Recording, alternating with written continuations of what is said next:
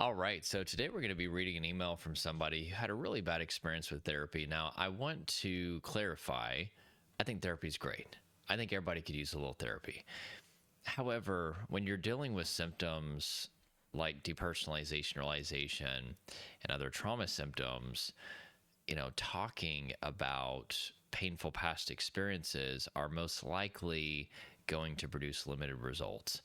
And that's because depersonalization, realization are about what's happening in the present. Your body is overwhelmed. You're at a state of traumatic stress. And because you've hit that overwhelm point, your brain is activating its essentially a circuit breaker to dissociate you, which means to separate you from your body and from the material world, just in case you're being eaten by a lion.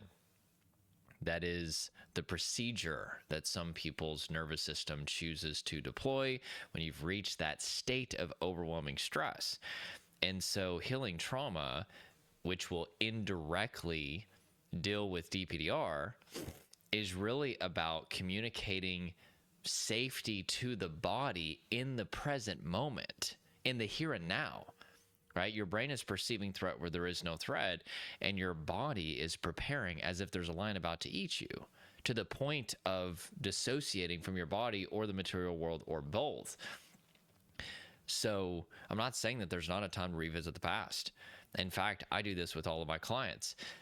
We reinterpret your history through the lens of survival and adaptation instead of shame and confusion and fear. Right? That's part of why getting the right neuroscience is so important, because once you understand, especially complex trauma, which is the buildup of stress over time, and eventually you reach that over one point, it's like filling up a cup of water. All of a sudden, people start to put a period to where there was a question mark. Oh, okay, you know what? I did go through this and this and this, and the stress started to build up, right? So I'm not a weak person, and I'm not a stupid person. I'm a good person with a painful history. And that's why we have to stop asking people what's wrong with you and start asking what happened to you, right? And a lot of things start to make sense once you understand the neuroscience of trauma. But with that being said, while I do think that it's good to revisit the past to get context as to why your body is going into fight, flight, freeze response in the present, as well as sometimes revisiting the past in order to process emotion can be advantageous. But I cannot tell you how many people that I work with that they have been showing up week after week, sometimes twice per week for years, just talking about their past without doing anything to get their body out of fight, flight, freeze response in the present moment. And that is what I think really throws people off, and it wastes their life, really. So let's get to this email. I'm just going to read part of it. It's a longer email. By the way, you can email your stories at stories@coachjordanhardgrave.com. When I first started experiencing this constant fog where nothing feels real, I thought therapy was the logical answer. I mean, that's what everybody says, right? You should talk to someone. So I did. I found a therapist nearby and went in hoping for relief or at least some clarity. But instead of clarity, I got this. Depersonalization, let me look that up. I'm not exaggerating. She pulled out this big, dusty psychology book, probably the DSM-5. Right there in front of me, flipping through pages like I was some kind of weird science experiment. Oh, okay, yes. It says here that this is associated with anxiety, she said, like that solved everything. I wanted to scream. Anxiety, sure, I get anxious sometimes, but this isn't just anxiety. I'm not just nervous about something. I feel like I'm not even alive. I tried explaining it to her, how I look at my own hands and they don't feel like they are mine, or how I stare into a mirror and feel like I'm watching a stranger. And the way time feels completely messed up. Like my life's either speeding by or standing still, and I can't keep track of it. She nodded a lot, said something about grounding techniques, and asked if I'd tried yoga. I left that session feeling worse than when I went in. How could someone whose job is to help people not even understand what I was going through? So, in defense of the therapist, they can be literally the most kind, compassionate person that got into that field because they genuinely want to help people, but be under-equipped. So don't assume that a lack of knowledge equals a lack of compassion.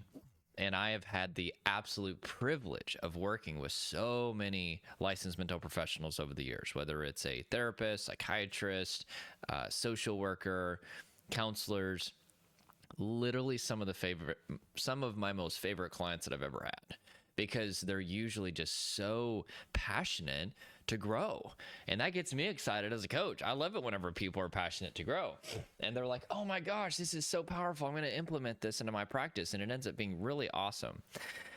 Not saying that there are not some bad eggs. There are some terrible therapists out there, and there are some terrible psychiatrists.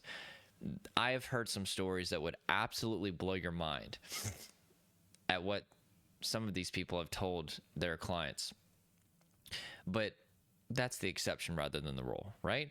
I believe most licensed mental professionals genuinely want to help people, but based upon the various trainings that I've gone through on trauma, and also after having worked with a lot of licensed mental professionals and coaching and training them through their own symptoms, they ended up experiencing something called compassion fatigue, which is a form of secondary trauma because you're around people who are suffering. You don't know how to self-regulate. You end up getting overwhelmed by stress. But I've discovered that a lot of them have a pretty antiquated understanding of trauma in particular, if you even get to trauma, which you probably won't, which is why they said that it's due to anxiety. A 20th century understanding of trauma would say that it's like natural disaster, going off to war, losing a loved one, getting abused, and just all kinds of things like that. And definitely not trying to minimize those things, but there's a number of those things that I just mentioned, like going off to war. There's a lot of people that come back, soldiers, that aren't in a trauma state and don't suffer with trauma afterwards. Same with a natural disaster.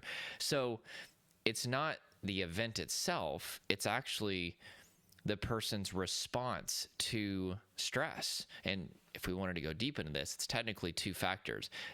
Do they have a history of traumatic stress? Because if they do, the neural pathways are already laid to quickly put them into a trauma response, which is a state of overwhelming stress. And then two, do they have the presence of healthy coping mechanisms for stress? In other words, do they know how to calm themselves down? And you can take two people, put them in the same exact really stressful situation, and one can walk away traumatized and the other may not, depending on those two factors. But that's assuming that this is a major trauma, which is like a lightning strike, a sudden state of very high levels of stress. What about complex trauma? It's stress over time that builds up, right? So anyway, with that being said, you're probably not going to find very many licensed mental professionals that will connect depersonalization realization with trauma, because they're thinking of trauma as a past event in a very standard list of events. And if you haven't gone through that, they're going to be like, well, this can't be trauma. And it just serves to create even more confusion and fear and frustration. Or let's say a better scenario that I do see is that the licensed mental professional has heard of depersonalization realization, but they try to approach the situation with approaches that are not potent enough to communicate enough safety to the nervous system to get their body out of fight, flight, freeze. They just throw CBT at it, or throw EMDR at it, or throw talk therapy at it, or throw meds at it, and they don't understand the particular mechanisms that communicate safety to the nervous system, because that's really what healing is all about. This is what I do with my clients, is we're not just throwing a bunch of random stuff at this. We are specifically doing things that communicate safety to the body and nervous system. And there's four primary things.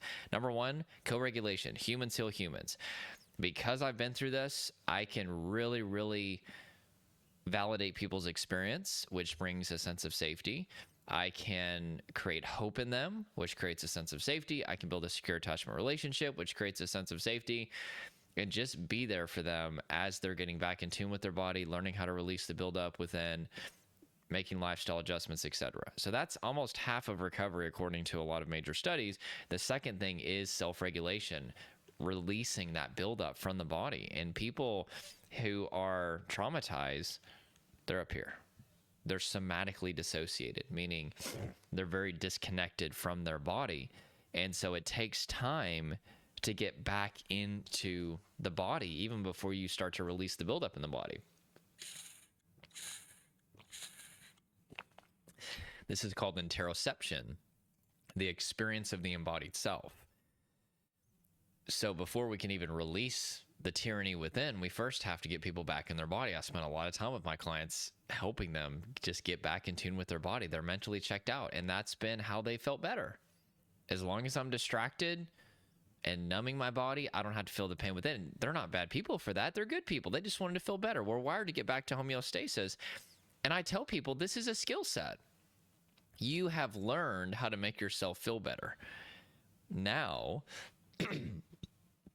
we just need to change,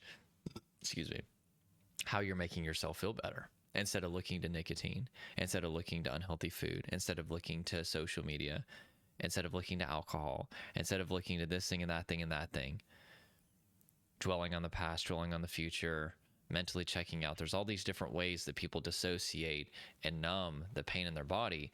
We need to teach you how to self-regulate.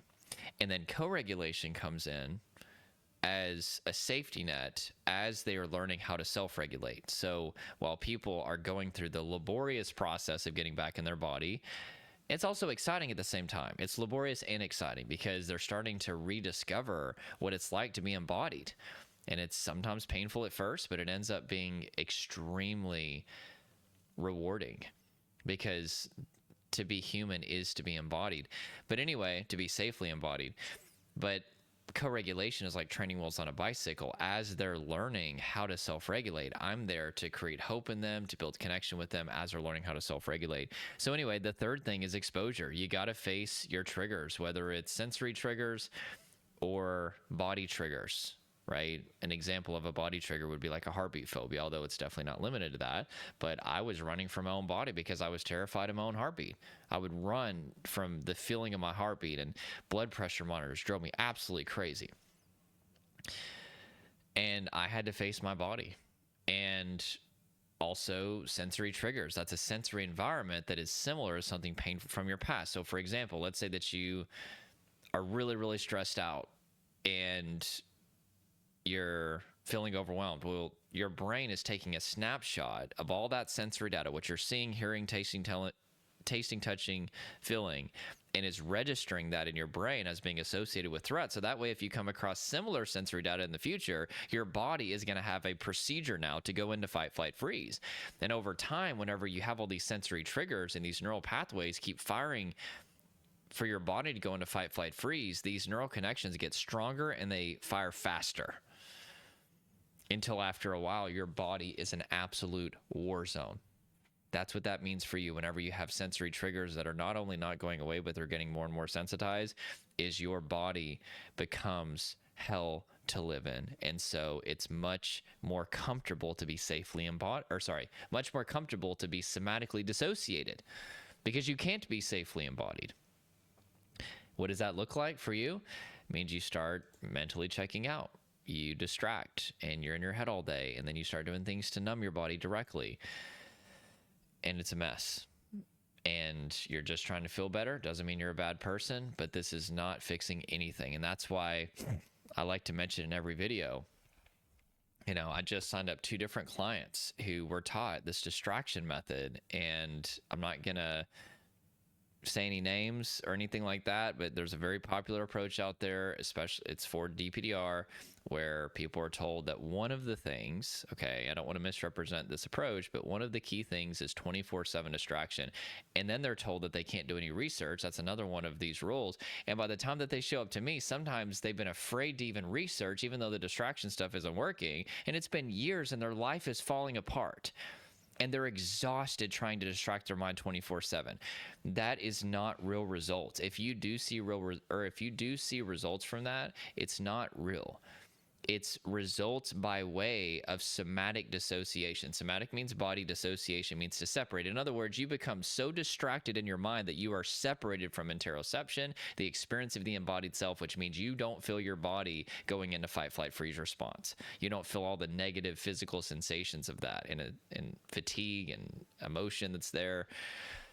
And for a lot of my clients, that never worked to begin with. I know for me, distraction never, ever truly worked for me. Acceptance worked for a little while, but distraction never did. And so anyway, with that being said, we have to get back in the body. You're going to have to face your body eventually. You might as well do it now, right? And so anyway,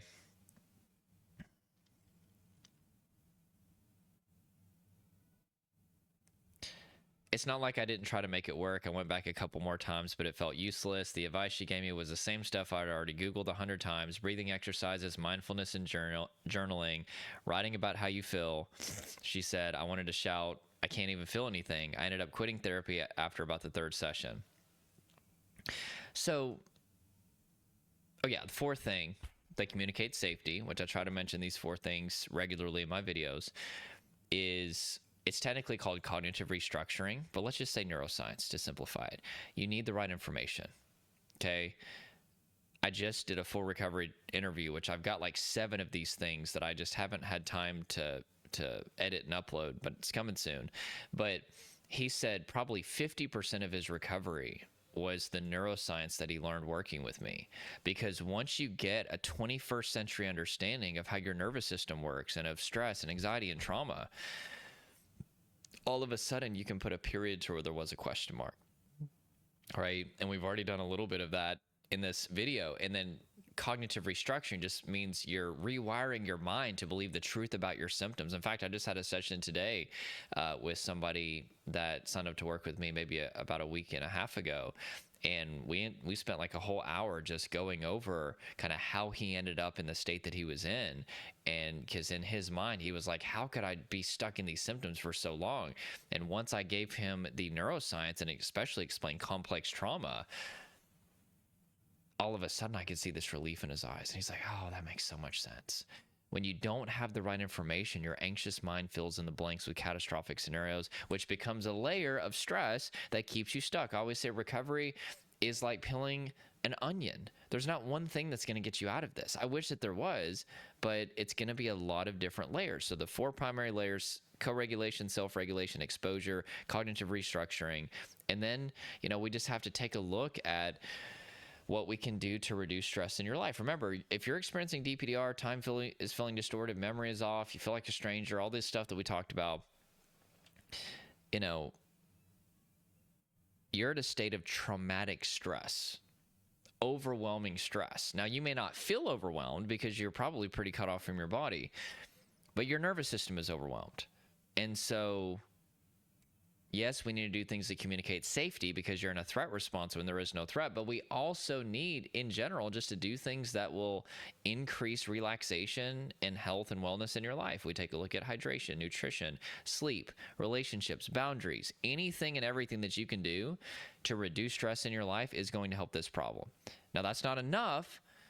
So whenever I say, hey, random positive activities are not enough, I'm not trying to indicate that those things aren't good. I'm saying you got to have what I call the core 4: self-regulation, co-regulation, exposure, cognitive restructuring, or else all those positive activities alone are not going to work. I can't tell you how many people that I work with, they come to me and they're eating healthy and they're exercising and they have boundaries and they have a good routine and their sleep is good, but yet they're still stuck in 24/7 anxiety or panic attacks or DPDR and all these symptoms. So it's not either or, it's both.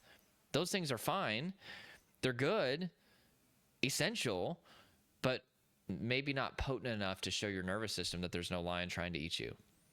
To accomplish that, we need things that are literally by design going to communicate high levels of safety to the nervous system, okay? Remember, to simplify this whole thing, you are physically safe, but your brain is perceiving threat where there is no threat, and your body is preparing as if there is a threat in the form of fight, flight, freeze, right? And that's because there are sensory and somatic triggers that you're experiencing, and they're probably very sensitized because of all these months or even years that these pathways have been firing without any sort of desensitization.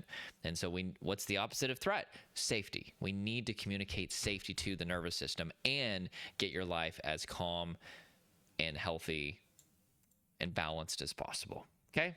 So anyway, if you have had a bad experience with a therapist, again, I want to reiterate, I think therapists are wonderful, generally speaking.